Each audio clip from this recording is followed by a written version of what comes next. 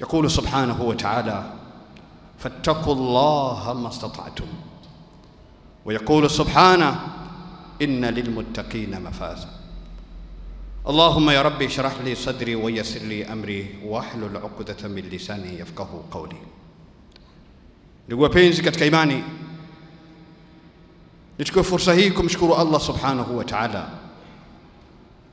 Alkadhalika sala na salamu zimwendee mtume wetu Muhammadin sallallahu alayhi wasallam, ambaye kwa hakika alipambana ile hali ya kwamba kila mmoja kati yetu afikiwe na Uislamu.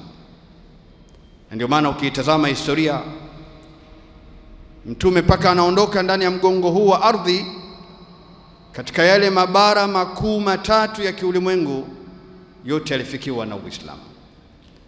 Kitazama Afrika, alimtuma Jaafar bin Abi Talib radhiyallahu ta'ala anhu, ikiwa ni balozi wa da'wa katika kanda yetu ya Afrika kwa ujumla.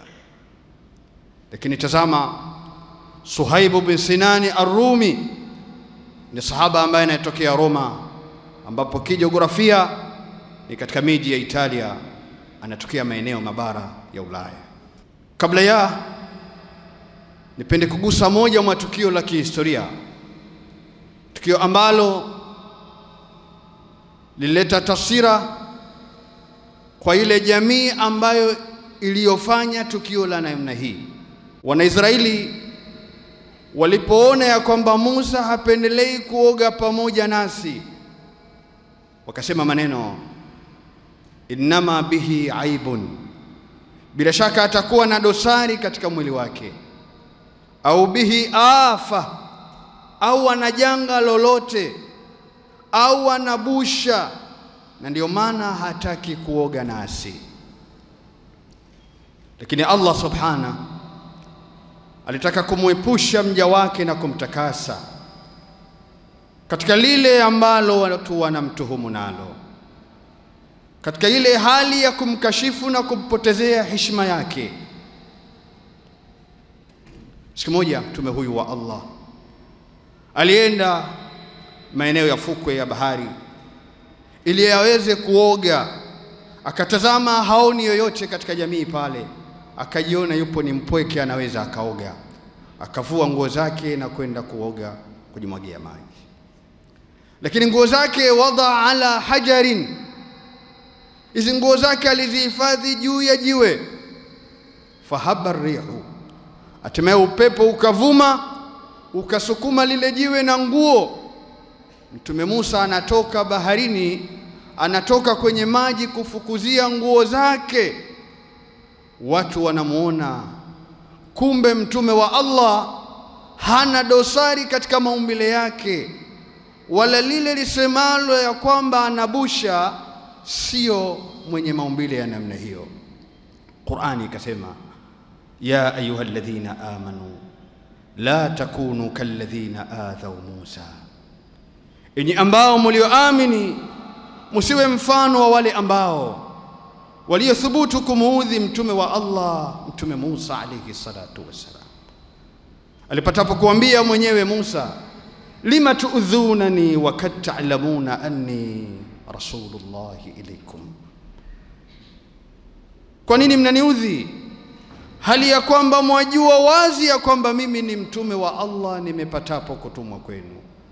Malipo ya utume wangu na wajibu wenu kwenu, leo mwanifanyia maudhi na kero mbalimbali na kunitengenezea tuhuma ili kunichafua taswira yangu ndani ya jamii, nionekane ni mtu ambaye sio umbile zuri, nionekane ni mtu ambaye aliyokosa uwerevu na maarifa.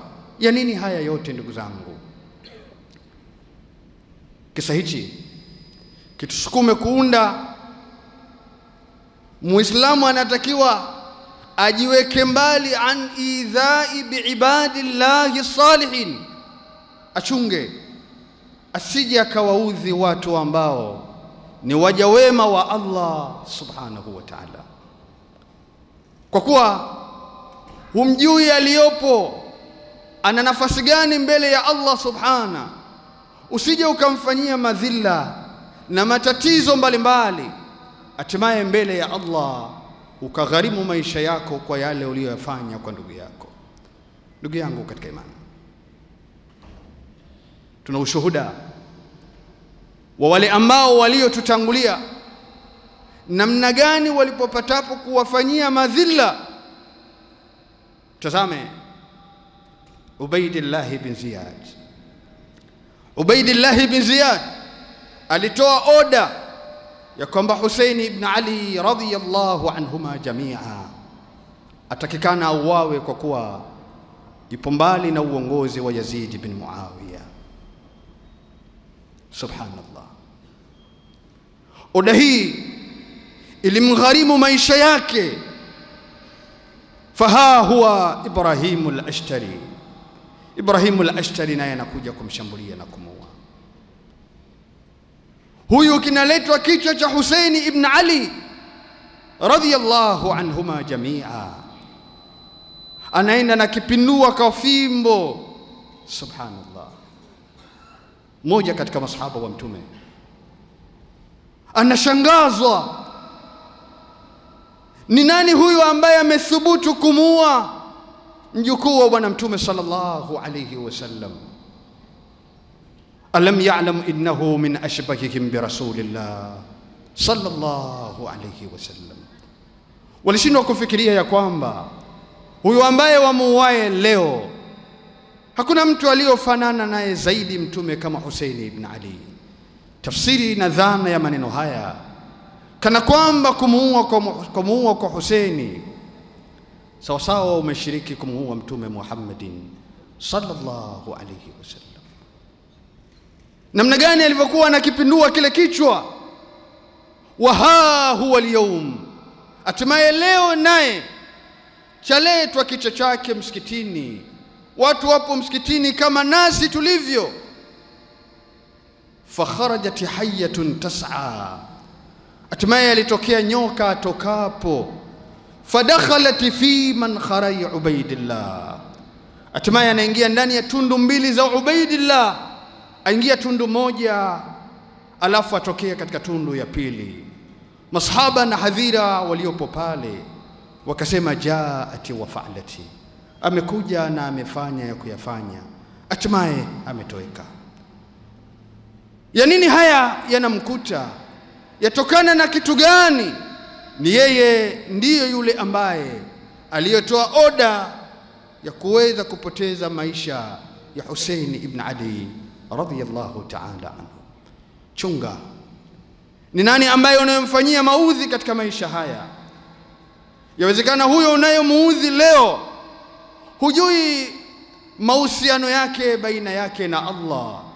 Wenda yule jirani yako unayomfanyia maudhi mbalimbali kumbe ana daraja kubwa mbele ya Allah, alafu utaenda kujuta mbele ya Allah, kwa kuwa mwenyewe Allah alinadi man aada li waliyan fakad adhantuhu bilharbi. Yoyote atakayemfanyia uadui kipenzi changu afahamu ya kwamba ametangaza vita pamoja nami. Ni nani kati yetu anaweza kupambana na Allah? Wa anna dhananna an lan nu'jiza Allah wa lan nu'jizahu haraba. Hakuna anayemweza Allah subhana. Atuambia man aada li waliyan fakad adhantuhu bilharbi. Ni wangapi kati yetu twaishi na jamii, twaishi na majirani, lakini tazama mahusiano yetu, ushirikiano wetu na ndugu zetu wanaotuzunguka. Badala yake mtu apita na usafiri wake, uenda akamwaga hata maji, uenda akamfanyia kero, na mwingine anamdhulumu paka haki yake, amwambia utanijua mimi ni nani. Nenda kokote uendapo, lakini utajua hata ukienda ngazi yoyote hutoweza kunifanya lolote. Sawa, hatoweza. Lakini je, huyu unayemfanyia haya watambua ana hadhi gani mbele ya Allah subhanahu wa ta'ala? Ndugu yangu katika imani, mtazame mtume wako Muhammadin sallallahu alayhi wasallam. Wallahi mtume katika maudhi ambaye aliyokutana nayo, ilifika mahala anaenda katika al-Kaaba, anatekeleza ibada ya sala, atokea mmoja kama Quraishi, alam anhaka an hadha, hivi sio wewe niliyokuzuia, sitaki nikuone unasali mazingira haya. Subhanallah. Rasulullah sallallahu alayhi wasallam wa huwa sajidun, mtume anasujudu. Subhanallah. Fayudha fi katafai sala jazurin, mtu anabeba kinyesi cha wanyama amwekea katika mabega ya mtume sallallahu alayhi wasallam, wa huwa sajidun, hali yakuwa anatekeleza ibada ya sala. Fatima binti Rasulillah aona hali anayofanyiwa baba yake, machozi yanamtoka. Abdullah ibn Mas'ud anaona hali ilivyo, lakini hana uwezo wa kukabiliana na yale. Mtume mara baada kumaliza ibada aliomba dua, Allahumma alayka bi Quraish, ya Allah, na kukabidhi hawa wana Quraishi, wameshaniteza nguvu, anni maghlubun fantasir. Subhanallah. Ni nini kiliwakuta? Alaysa hadha Abu Jahl sanasimuhu ala al-khurtum, alaysa hadha Ubay bin Khalaf, sio huyo Abu Jahli anaenda na uwawa kabisa, na watoto wadogo dhalili wanaenda wanamshambulia. Qur'ani inathibitisha sanasimuhu ala al-khurtum, tutamweka alama pua lake, hatimaye alipoanguka mara moja. Alaysa hadha Ubay bin Khalaf, sio huyo Ubay bin Khalaf ambaye alikuwa anamfanyia madhila, hatimaye anaenda kuuawa dhalili katika vita vya Badri. Ndugu yangu katika imani, tazama yule ambaye umfanyianye leo maudhi, tazama yule ambaye leo wamkera, leo wamfanyia kila aina ya vituko bila ya kujali ima kwa unyonge aliyokuwa nao, ima kwa hali aliyokuwa nayo, lakini fahamu ujui thamani yake mbele ya Allah subhanahu wa ta'ala. Ndugu yangu katika imani, nikukumbushe katika madhila ambayo watu walikutana nayo kwa kuwaudhi hawa wema. Subhanallah. Tazame yule aliyowekania ya kwamba la adhribanna unuka Uthman ibn Affan, mimi sitaweza kufa paka nimuone Uthman naenda kumpiga uso wake na shingo yake. La haula wala quwwata illa billah. Hatimaye Uthmani anazingirwa, watu 2000 waliotokea Basra, watu 2000 waliotokea Kufa, 2000 waliotokea Misri, waliokuja kupitia mlango wa Madina min adai faridhati alhajj wal umra, wakiwa na dhamira wanaenda kutekeleza ibada ya haji na umra. Walipofika nyumba ya Uthman wakaizingira na kuweza kumshambulia Uthman, wa huwa yatlu kitab Allah, anasoma kitabu cha Allah subhanahu. Huyu bwana alipopata wasaa akaingia ndani kwenda kutazama uso wa Uthman ili atekeleze dhamira yake. Siku moja katika wema waliotangulia anamsikia huyu mtu yatufu bil Kaaba, anazunguka kufanya ibada ya tawaf, akisema wallah la adri an yughfara li, wallahi sitambui ya kwamba eti itafika mahala Allah atanisamehe madhambi yangu niliyofanya. Yule mja mwema anamuuliza malaka, una nini, lipi ulilolifanya mbele ya Allah subhanahu? Anasema inni darabtu unuka Uthman, mimi ni katika wale ambao wameshiriki kwenda kumpiga Uthman ibn Affan radhiyallahu ta'ala. Sijui kwa lile nililolifanya kwamba Allah atanipokeaje katika hali ya namna hii. Nimemgusa katika wale ambao wema wa Allah, dhi nuraini. Allahu akbar. Anajuta kwa lile alilolifanya. Tazame mtu mmoja min tujari katika wafanya biashara, al-Imam al-Dhahabi rahimahullah anatueleza fi kitabi Siyar A'lam an-Nubala, kulikuwa na mfanya biashara mmoja akiwa na wafanya biashara wenzake eneo la Sham, akawaalika kupata chakula cha usiku. Fataashau, wakapata huduma ya chakula pamoja. Katika wakati ule wanakula, wakawa wanapiga stori zao. Mmoja katika wale anasema, laysa hunalika ahadun mimman sharaka katla Hussein illa matat mitata su, hakuna yoyote aliyoshiriki mauaji ya Hussein ibn Ali isipokuwa Allah subhanahu alimfisha kifo kibaya kabisa. Akamwambia, ma akdhabakum bihadha alhadith, uongo ulioje wa maneno haya. Ana min dhimni, mimi ni katika wale ambao walioshiriki. Subhanallah. Fashullat yadu, pale pale mkono wake ukaparalyze, hatimaye mwili mzima ukaparalyze, na pale pale akapoteza maisha. Kwa nini? Alipatapo kujigamba kwamba hayo muyasemayo si ya kweli. Mbona mimi katika wale walioshiriki, na paka leo nadunda sina habari. La haula wala quwwata illa billah. Nikubakishe hapo hapo, mtazame yule ambaye atokapo anafika ardhi ya Iraki, anauliza aina kabri al-Hussein, lipo wapi kabri la Hussein? Aoneshwa, anaambiwa kabri la Hussein lipo pale. Fataghawata alayhi, akaenda akajisaidia haja kubwa. Subhanallah, chuki alionayo hakukomea kuchukia moyoni mwake, lakini alifika mahala aenda ajisaidia haja kubwa juu ya kabri la mjukuu wa bwana mtume alayhi salatu wassalam. Fa asabahu khabalun wa fakrun wa junun. Al-Imam Adh-Dhahabi anasema familia yake na yeye mwenyewe walipatapo maradhi ya maranga, ugonjwa wa akili na ufukara, familia mzima iliharibika kwa sababu ya mtu mmoja alioenda kujaribu kuweza kumchafua Husaini ibn Ali radhiyallahu ta'ala. Chunga ni nani ambaye unayemuudhi, umfanyiaye mabaya, utambui uenda huyu unayemfanyia haya ana hadhi na thamani kubwa mbele ya Allah subhanahu wa ta'ala. Barakallahu li wa lakum bil Qur'an azim wa nafa'ni wa iyyakum bil ayati wa dhikri hakim. أقول قولي هذا فاستغفروه إنه هو الغفور الرحيم وهو البر الكريم. الحمد لله وكفى وعلى عباده الذين اصطفى ثم أما بعد. ndugu yangu katika imani, nichukue fursa hii kumshukuru Allah subhanahu.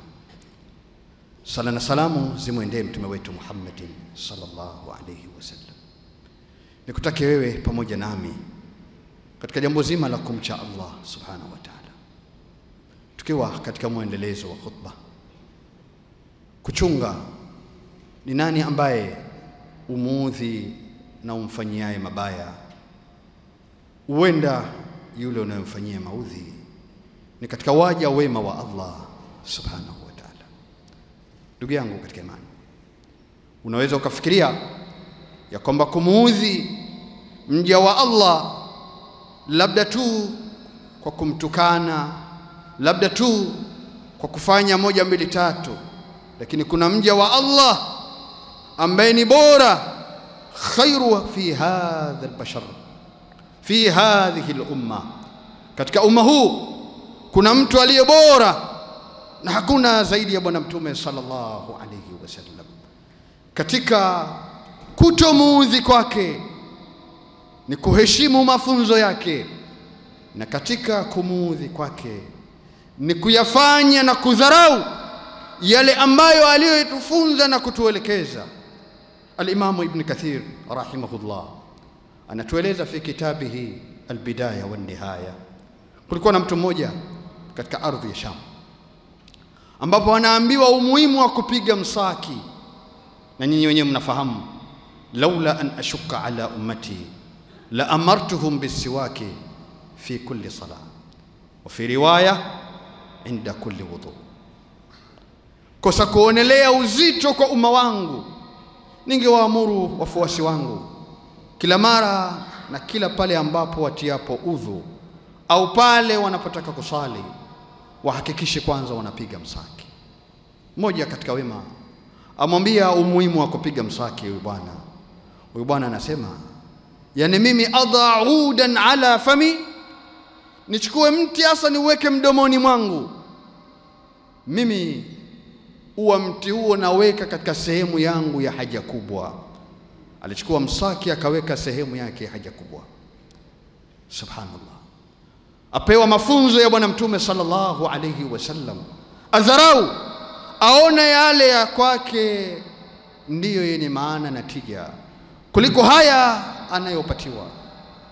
Tazama kijana huyu shupavu jasiri, Allah alimdhalilisha, aonekana tumbo la jaa, lakini pale alipofikisha miezi 9 palitoka tumboni kwake kujifungua mnyama mwenye miguu 4, mwenye kichwa cha arnabun, cha sungura, lakini akiwa na mkia wa samaki.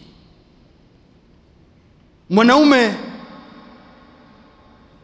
mwenye hadhi na thamani yake, aonekana tumbo lake la jaa, kumbe Allah anamdhalilisha kana kwamba amejaliwa na kupewa mtihani kupata ujauzito, hatimaye anaenda kujifungua mnyama. Ni nani katika hawa? Ndugu yangu katika imani, kwa nini haya yamemfikia? Ni pale ambapo alipoambiwa mafunzo ya bwana mtume yapo 1, 2, 3, yeye akayaona mafunzo haya hayana thamani, badala yake maisha yake aliyoyazoea ndiyo yenye thamani. Ni wangapi ambao wanaambiwa leo qala Rasulullah sallallahu alayhi wasallam, mtume atufunza, mtume atuelekeza, atokea mtu asema hiyo ni sunna tu, kwani kuna ubaya gani? La hawla wala quwwata illa billah. Hadha min idha'i li Rasulillah sallallahu alayhi wasallam. Hii yaingia pia katika kumuudhi bwana mtume sallallahu alayhi wasallam.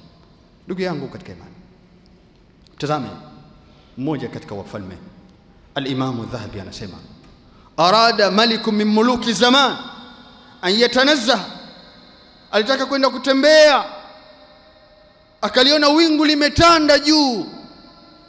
Subhanallah. Akamwambia, ya Allah, ewe Allah, illam tamsiki hadha as-samaa, endapo kama hujazuia mvua hii, la udhiyannaka, nitakuudhi, hutonisahau maishani mwako. La hawla wala quwwata illa billah. Hadha abdun min ibadillah, huyu ni mja wa Allah aliyeumbwa na Allah, athubutu kumjibu Allah, endapo usipoizuia mvua yako, fahamu nitakuudhi katika maisha yako, hutonisahau. Allah kaizuia mvua, haikunyesha. Aenda anaulizwa, ulikusudia nini kama angetelemsha Allah mvua? Ungefanyaje kumfanyia huyo Mola wako? Anasema, la ataituhu waliyan min ibadihi la adhaituhu, ningemwendea mmoja katika wema wake, ningeenda ningemfanyia maudhi, kumuudhi mja wake mwema, hangenisahau katika maisha yake. Allahu akbar. Kumbe kumuudhi Allah ni kuwaudhi waja wake ambao wawapendao. Tazama jirani yako unaishi naye, tazame ndugu yako unayemuudhi, tazame rafiki yako, tazame jamii, tazame kiongozi, usije ukamfanyia matatizo ili katika hali ya kumuharibia, lakini hujui huyu unayemuudhi leo kesho yake ipoje. Kumalizia haya, fikiria, maisha ya leo ni kusaidiana, maisha ya leo ni kutegemeana. Yawezekana leo unayemfanyia maudhi, kesho ndiyo daktari wako anaenda kukutibu katika maisha yako.